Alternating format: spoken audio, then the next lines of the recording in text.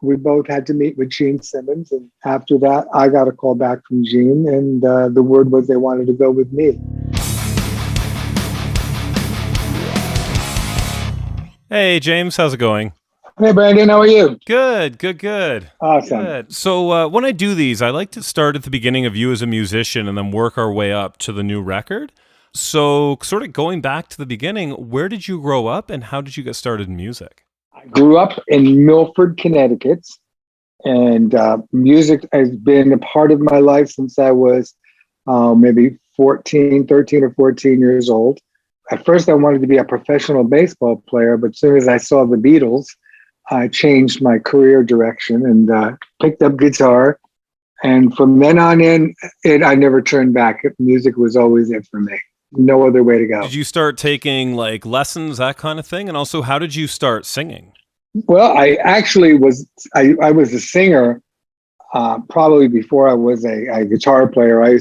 But back then it was singing, for my parents and singing at weddings and no band, just me singing and having all the balls in the world to go up there and do whatever I wanted to do. Didn't really know what I was going to do next, but I knew that singing had something to do with it. And I figured if I learned how to play guitar, I could accompany myself rather than have to wait for somebody to, play an instrument for me. It all just evolved. I mean, we're talking many, many years here. For when I first got my guitar and took my lessons, I was learning Beatles songs, but only knew 2 chords. But I managed to get the melodies out and play those 2 chords. They were wrong, but still, it still made sense to me back then. That's funny. So how do you start getting into bands? I think probably the first thing I'm aware of you doing is Jasper Wrath and the song You. How did you come to join that band and become associated with that? Well, I did many things before Jasper Wrath. Jasper Wrath was a band that I actually followed. I was in a band called Hookah, Hooka. Managed by John Dubuque, who is now managing many artists on the road. But Hookah was a really good rock band, We did Black Sabbath, we did Zeppelin, we did every band, and also did a few originals. But we, when the Jasper Wrath record came out, we were all in a rehearsal studio, all listening to it because they were local guys, and they technically had made it because they had an album out on MGM Records. So that's how the association of Jasper Wrath came. Now, they associated themselves with me because someone told them that I used to do a lot of Led Zeppelin stuff. We used to do like a little tribute, and they wanted to know who I was. And they followed me around for, I would say, a good 3 or 4 months. I was still working with another band at the time, and they wanted me to join the band. But I wasn't ready to make that commitment yet because I just started with this other band that wasn't Hookah, it was another group. Within 3 to 4 months, they came to me with an offer to do a movie called Rockula, Rockula.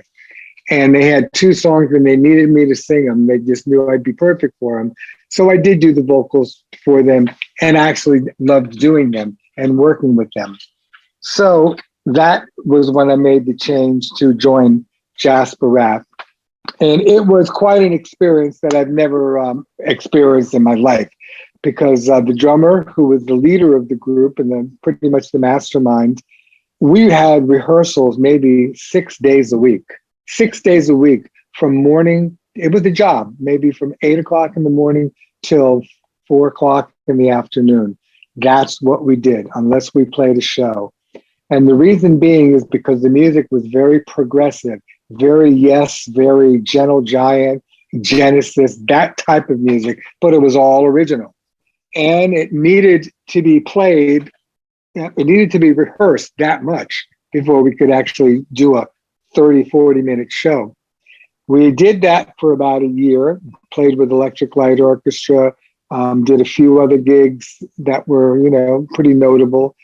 And then Subway, which is a Subway sandwich company, asked us to do a commercial for their Subway sandwiches because we were starting to get popular and they thought it would be good to have the popular rock band in Connecticut do a commercial.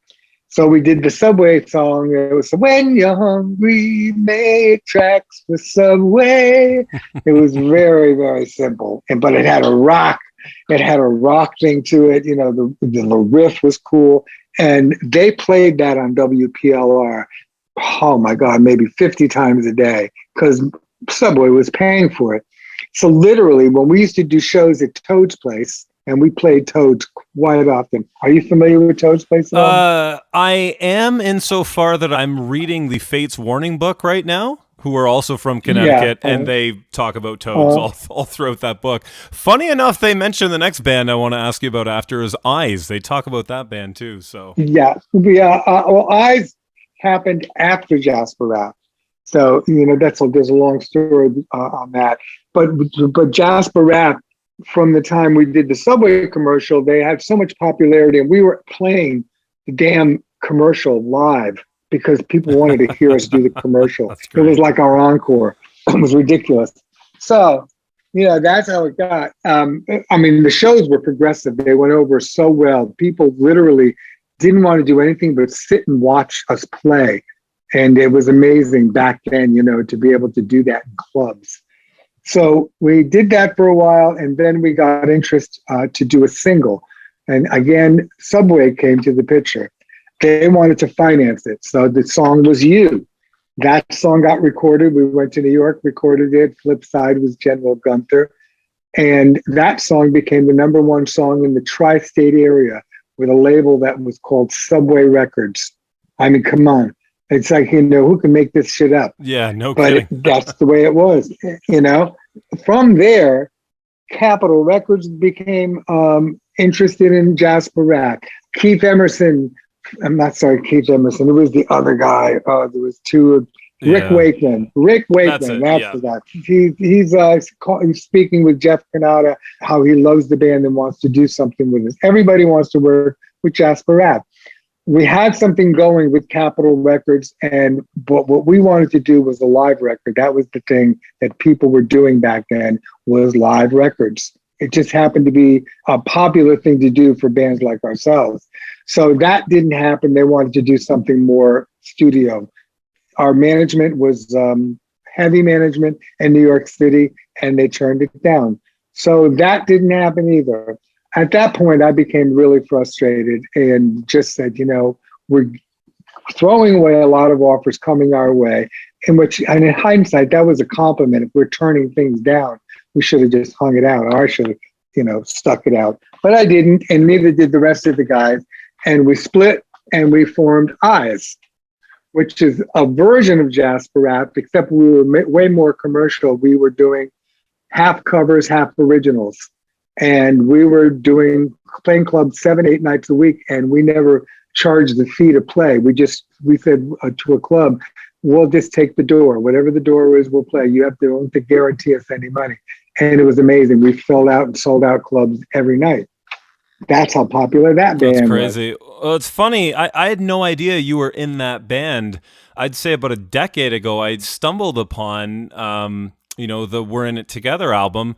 Yeah. And it at the time I was really big into like early Chicago and Max Webster and all that kind of stuff, and Eyes just fit right in. I mean, you know, what a great record. Yeah. We just, you know, and to me that was just it was for Eyes, that was a great record. We never got the opportunity to do a Jasper Wrath record, which would have been phenomenal, because we were so ahead of our time. We were so ahead of our time, and everyone said it. We had Billy Joel's producer, who's no longer alive, but he was following us at every show we used to do in New Haven. And it was just one of those things where people were just around. The buzz was there. But it was just, you know, we were impatient. We did working 7 days a week or 6 days a week, rehearsing, and no return, no money. It just got to us all. And then when we formed Eyes, we were making money because we were playing clubs. You know, you make these decisions in your life, but I look back at it now, and the Jasper Wrath years were the most important ones in my career and in my life, because it really changed the way how I approached music and did music. So Well, I'd say too. I mean, if you're rehearsing 6, 7 days a week and pretty much playing and doing music every day, I mean, you're going to get really damn yeah. good really quick. Oh yeah, we were like unbelievably tight. You had to be. I mean, people used to listen to what we did and just couldn't believe it. It was literally they were listening to counterpoints that they didn't think rock bands were doing in our area. Bands like Genesis were doing it, and yes, we're doing it, but nothing around New Haven were doing stuff like that. Yeah, yeah. Now tell me this. So I mentioned the Fates Warning thing, and I realized you guys Yeah. recorded the Eyes album at the Gallery, which is where they did their first record. Tell me about that studio and working in there. Yeah, I remember the studio vaguely because it was so long ago. It was a very good studio, and I actually can't remember the name of the guy who actually funded the record. I'd have to look on the record to see who he was. But we had pretty much most evenings to record the record. And there was no pressure doing it. It took us, I think, 2 months to record it, and we put it out on his label, which was called Quiet Cannon Records. And it sold very well in the tri-state area. Again, that tri-state area thing comes into play. And it was at the peak of Eyes, the peak of our popularity. And at that point, I started getting offers from people in California to go out to California and do some things with them. But I was a very loyal soldier and wanted to, stick with my band and get another deal with my band, not by myself. But after a while, it got to me, and I got quite a few people interested. So I took the jump and I went to California. A woman invited me out there, Judith Randall, and they wrote songs for Starship on their biggest record. And she put me up with Lawrence Juber, who was the guitar player for Paul McCartney and Wings at that time. So I stayed in his guest house. And while I was there, she set me up with Rick Springfield, all these other artists. And Rick Springfield had me sing like 3 songs of his that he just wanted my voice on. And years later, which I'm only talking a few years ago, they released an album of Rick Springfield songs. One of the ones that I did for him was on there. So it came back. Those little seeds that you plant always come back to you. But during my time there in California, a band called LA Rocks asked me to join them. And they were on the verge of doing many showcases and maybe doing something. So I did join them. Left Eyes, moved to California, spent about 8 months there. And in that 8 months, while we were rehearsing and doing showcases, Chuck Wright got a hold of me through another person. I don't know how that exactly happened, but I believe I sent him a tape and he recognized my voice. And then when he came to hear Eyes, he put 2 and 2 together. And so he invited me to meet Greg Giuffria, and they were putting this band together that Gene Simmons was putting together, which was House of Lords. But I wasn't the only one in the pot. There were many, many singers. I forget how many there were, but we're not talking 10 or 15. We're talking more in the 50s and 60s area. Wow. Yeah, it was a big search for the guy they wanted. And it came down to 2 singers. And from the 2 singers, we both had to meet with Gene Simmons. And after that, I got a call back from Gene, and the word was they wanted to go with me. So that happened so quickly. That part of it, I'm not talking about being in LA. That was 8 months. And I was really getting discouraged because I had no money coming in. I was living at the top of a hotel that was owned by the drummer's family. And it wasn't even a room. It was like the top office. It wasn't a good environment for me. Let's put it that way. So I was at the end of my ropes, but when that offer came in for House of Lords, I went from there to a beautiful hotel with maid service and everything I needed and I wanted because Gene was taking care of it.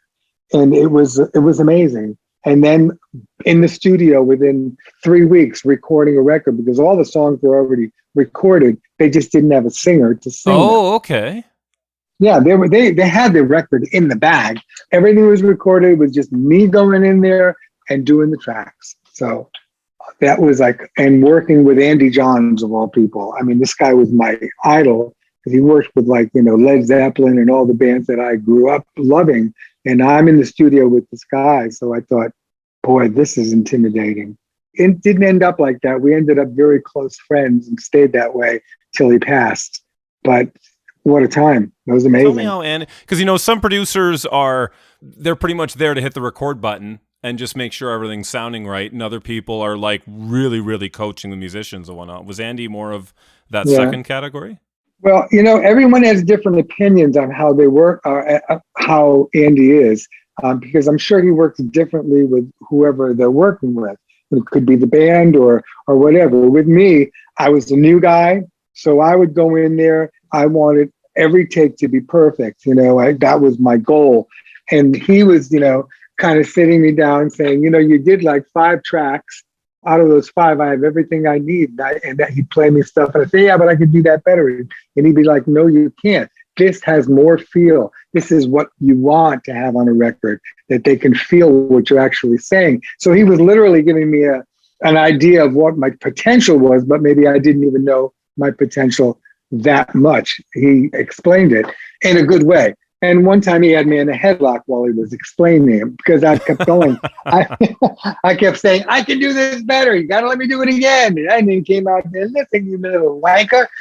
So it was a funny scene, but I did understand what he was saying. And from then on, my vocals took on a different approach. I always was looking for the feel rather than anything else. Obviously, I want it in key. But if I'm just a little hair off, but I've got a great performance, I'm keeping it rather than just saying, oh, let me do that over again. Well, it's it. Sometimes the feeling takes precedence. You sing a note a certain way and you could sing it 50 more times. You're never going to hit that one, Yeah. I always think of the, Bruce Dickinson, Number of the Beast. It took him 50 times to get that one magic take. Yep. Hey, and the thing is, now I know and it's right. Back then, I wasn't listening as a listener. I was listening as a singer, trying to be just perfect, And that's never the way to approach a vocal. It's just, look, Rod Stewart's flat and sharp all the time. And I never even think about it anymore. It's just what he does. But he does it so well because his voice has such a quality and there's a feel to it. There's attitude. You don't even think about it after a while. Yeah. But that's just the way it is. And from that point on, working with Andy, I had a great time with Andy. There were some moments, now that he's passed, I would never talk badly of anyone for a problem they might have. But there was, some drinking sessions that were a little heavier than they needed to be. And but we did get through what we needed to do. Yeah. Yeah. So I think the next record, you guys pretty much kept the formula the same, eh? First and second, like as far as I know, I think Andy produced that one and that kind of thing, correct? Andy started the second one. He started, but he couldn't finish the second one, and basically for the same reasons we were having just some problems. I think he made it through. I'm pretty sure, yes, he did. He made it through all the tracking. And then it was mixed by David Thoner. I don't know if you know who that is. Did he do the third record too? Yeah. So David Thoner did all the remixes of the, like he did Remember My Name. He did all our singles. I Can't Find My Way Home. He remixed, he mixed the whole album, but mixed those specifically for rock radio. There was so much going on in those times. We had Gene Simmons executive producing. Andy Johns being a producer. There was a lot of egos in that room. And then the band trying to get what we wanted. We had to fight tooth and nail to get Can't Find My Way Home to be the first single. We believed in it wholeheartedly. They had Remember My Name as the first single, which was a ballad. And that's what we didn't want to be. We didn't want to come out with a ballad as our first single. Yeah, well, you could argue Can't Find My Way Home is a ballad, but it's not a ballad, It's not a sappy kind of song. Exactly. It's got a heavy, the ending is what really, people I find unexpected. They know the song, they just didn't expect the ending. Yeah. Yeah, that's true, especially where it picks up. Tell me about the Demons Down album. So by this point, the lineup had changed. You've got Aldrich on drums, Sean McNabb. Yeah. And David Chick playing for Mike Tramp, who I didn't even realize. I was looking through the liner notes the other day, and I'm like, this guy, why does this guy's name sound familiar? Oh, because he went on to do Mike Tramp. And Yep. also, too, you worked with Paul Stanley on a song, and you also had David Glenn Isley sing with you, too. Did David sing on the earlier Yeah. House of Lords stuff, or he came back for that one? No, he came back at my request because we ended up being really, very good friends. We actually went out to lunch one afternoon after he was supposed to be the singer of House of Lords. And it was Gene Simmons who didn't want that to happen. He wanted a change, but he didn't resent me for that happening. And so we ended up being good friends. We sometimes chat on Facebook, but yeah, he did sing on it. And so did Jeff Scott Soto, and so did Robin Zander. I mean, there's a lot of people that were on the first two records. Paul Stanley sang with me on a song on Demons Down record called Johnny's Got a Mind of His Own. And he did like a harmony part with me, and which was a lot of fun. It was a return because they were doing another record in the next room, and I think the name of the record was Revenge. I'm not sure if it was. Yeah, it would have been that period, yeah. So I was doing backgrounds for them as well. So you did backing on the Revenge album? I did, but don't get credit for it because back then there were a lot of background singers at that time. You could be on a Kiss record, but you didn't get credit for doing it. Sure. Yeah, I don't know why, but I didn't care. I was working with Bob Ezrin, who was an amazing producer, and it was a lot of fun. I enjoyed myself. And to tell you the truth, it was not an ego thing for me. I didn't like run around telling everybody I did that record because then I'd have to prove it. But we did it, and we were in the studio at the same time. And it looks like he came in and really, did a great job on Johnny's Got a Mind of His Own for me. And I did 2 or 3 songs on their record. So, and plus Gene was managing us. So it was all in the family type of stuff. Of course. How was it having Gene as a producer, manager, whatever? Tell me about sort of working with him. As a producer, I wouldn't say he was really producing the record. He was more guiding the record. He's an amazing business person, and he has a very good ear for what's happening in the environment out there, in the music environment. Like he knew which songs were going to be the hits, and which ones were going to be the popular songs, and which ones were going to be like the fillers, or not fillers, but songs that were going to be on the record, but not the songs that would be the standouts. So we did listen. He knew "Can't Find My Way Home" was a winner. He knew absolutely that "Remember My Name" was a big hit. So "Love Don't Lie." These are songs that he was involved with. "I Want to Be Loved." These are all songs he was involved with. So yeah, that part he did well. Oh, that's awesome. Tell me too, so around this time you also worked with Ken Tamplin, and I guess it was sort of a lot of House of Lords involved with the Magdalene record, Big Bang. Tell me about working on that record. I think you did backing vocals on that, if I'm not mistaken. Yeah, I did. Yeah. What are you talking about, Magdalene? Yes. Yeah. Yeah, I did a song for, I can't remember if it was Magdalene or if it was Lanny's solo record. I did a couple of songs or lead vocals. So for the Ken Tamplin record, it had to be backgrounds. Yeah. Yeah. If it was Magdalene. Okay, so tell me this now too. I had no idea until I was researching this, but you worked with Pata from X Japan doing a couple of his records. Yeah, we did. Raised on Rockin' Pata. It was a lot of that happened right after Demons Down was recorded and finished, and Tommy Aldrich and myself, Pata is what we call him. That's how they say his name there. The producers called us up and asked if we would play on his record.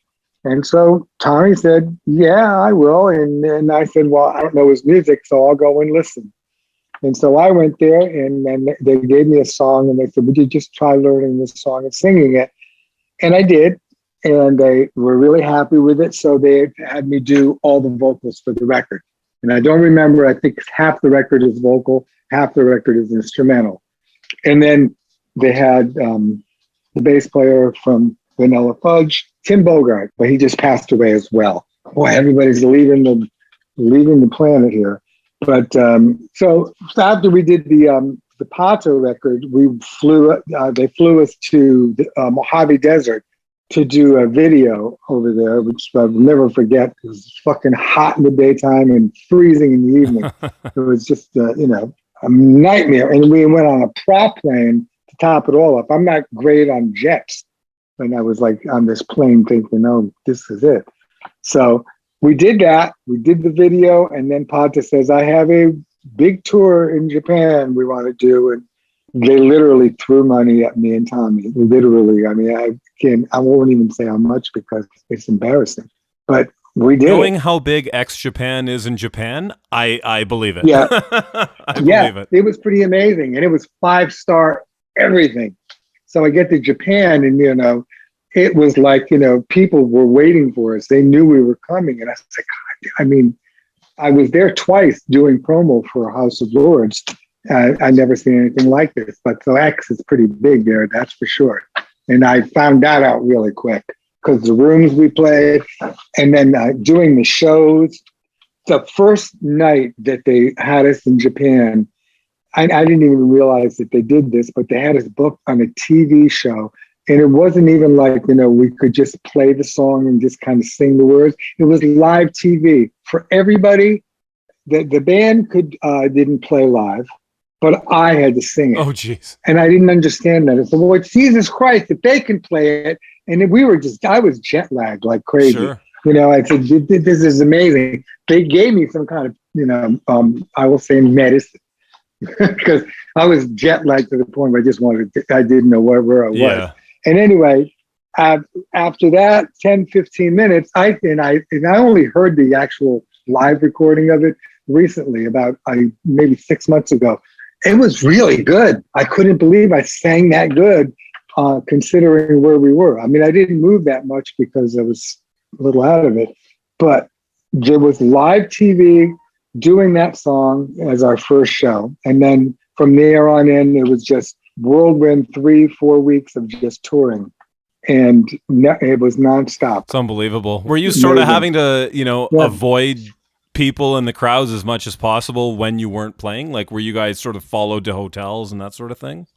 Oh, yeah. But it very polite. It wasn't anything like, people were, they wanted to meet you. They wanted to take pictures with you, but they were just very, very respectful.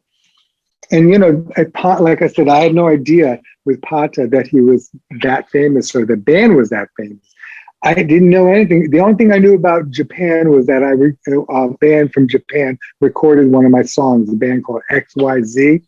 And they were nowhere near as big as Pata's band was, X. And the hotels, you wouldn't believe where we stayed. I said, my God, what kind of budget can you have to do something like this and not really worry about the hotel cost or the breakfast is costing for a slice of melon, it would be like $15 in USD. I'm thinking, I couldn't believe it. The translation was huge. It's unreal. It's something everyone needs to experience once in their life. Eh? Yeah. And let me tell you something. I came back home and had my first recording studio. I got everything I needed, from that one tour. And that's where I invested my money. It was the best investment I ever made because I was able to keep doing and upgrading and doing things that I wanted to do. And I had an incredible, amazing time with a guy that really is, he was a wonderful guy, just a wonderful person. Yeah. Oh, that's amazing. So around this time, you also did your solo album, Rude Awakening, an album that I really enjoy. I got turned on to that because I'm a big City Boy fan, and you worked with Mike Slammer on that, and Bruce from Unruly Child and Stone Fury. And tell me all about that record and how that came together. Well, half that record was songs from House of Lords that I had written with Mark Baker. And there were songs that we were going to get on the record, but for some reason, other songs got picked, but I still love these songs. So I said, well, I'm going to put them on the solo record. And then Mike Slamer said, I have a song I'd like you to do. I forget the name of it. Brighter Day. That's it.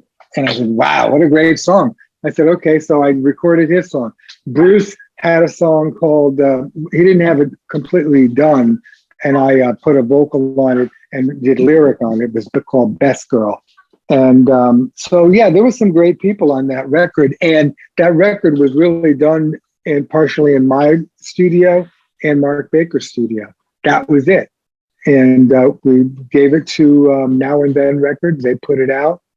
And that is like a cult record now. It's like people look for that record, try to buy it. And it's I had no idea that it would do that well.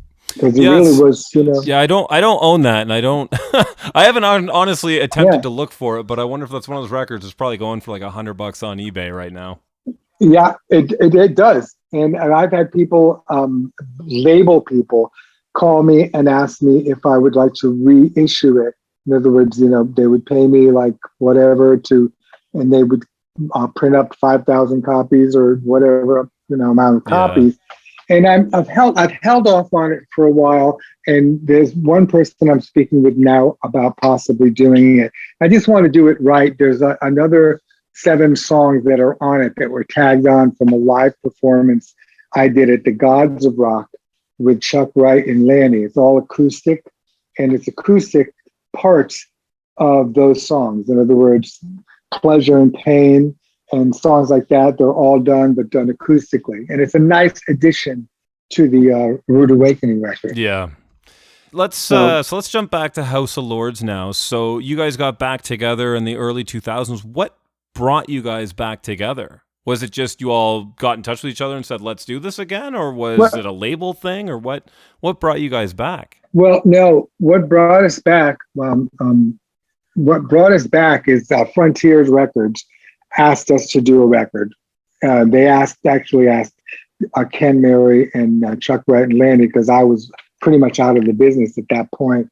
I didn't, after the grunge thing hit, I wasn't interested in anything.